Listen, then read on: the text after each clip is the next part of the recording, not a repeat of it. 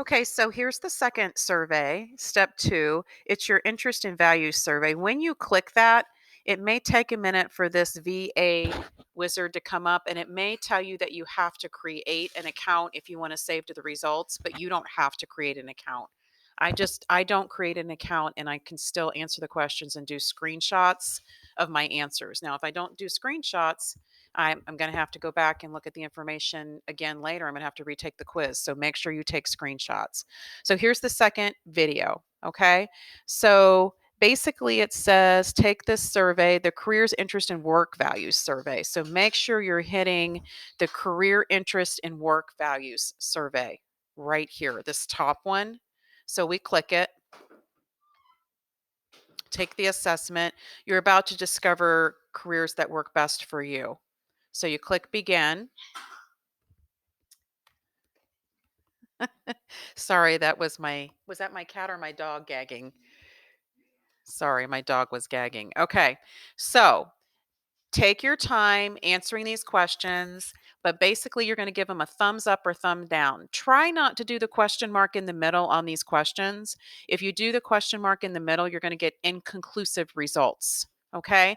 Now, these questions do not mean that you're going to build kitchen cabinets the rest of your life. It just means you wouldn't mind doing that. And what they're really trying to see is if you like to do hands-on work. I do. So I would put a thumbs up on that. You'd like to guard money in an armored car? No. Now, you may be different, so you just do yes or no. You would like to study space travel? That's a no for me. Make a map of the bottom of the ocean? No. Conduct a symphony orchestra? No. Write stories for articles, magazines? No. Teach an individual exercise routine? Yes. Perform nursing duties in a hospital? Yeah, maybe. Buy, sell stocks, bonds? You better say yes on that one. So you go through all those and you answer them. Okay. I'm just going to go through. And when you get to the end, and unfortunately, I would have to go through all these to get through the end. So I'm just going to go through quickly because I just want to show you what's going to happen with the end results. When you're done with your last one, it's going to give you a results screen that looks like this. It isn't enough to find a job that interests you. You also need to find one that meets your values. So you're going to click begin the assessment there. On the second part of this, you're going to bring these words up to what's most important to you to least important to you.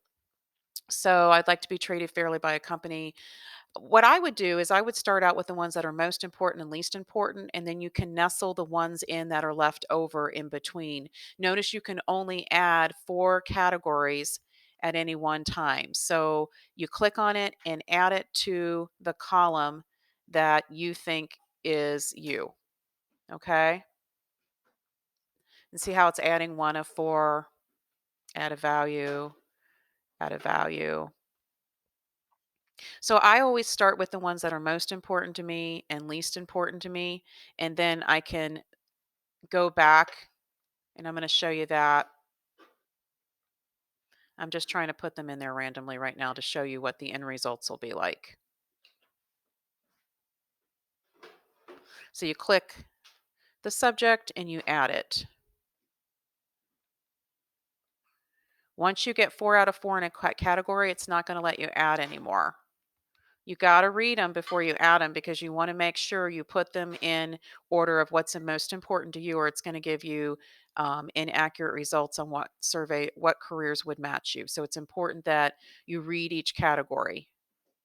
So I'm just pretending that I've read these and I've added my values. I'm on my last one. Now, what you can do is you can go back. If you've got one in there, you're like, no, really, that one's pretty important to me. You can move them. You can just click them and they'll come back down here. And then you could add them somewhere else. So let's say I don't think this one goes here either. So you can click them and re-add them to the sections. So once you get everything in, make sure you read it and verify you've got these where you think they should go as close to possible, or it's going to give you faulty results. Once you've completed it, you click continue.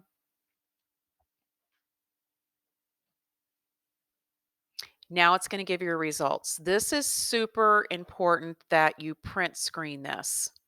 So I'm going to click a print screen and go to Microsoft Word, and I'm going to print my results. The S, the E, the A, and the R are super important. All right. The S means you're social and enterprising. The A means you're achieving and you like recognition. So those are your work values and your career interests. Now, here's what's really cool. You can click this top box up here, and you probably guessed it. It's going to show you careers that match the four you are. So mine's freezing up a little bit here. But what you can do is you can click the arrow that says show careers. And again, you're going to see a list of careers, and you can see if the ones you already recorded from the first one are in there, or you can pick and read other ones. And let's see, you look at forest firefighter and you're like, oh, that's me. You can click that. You can read about it.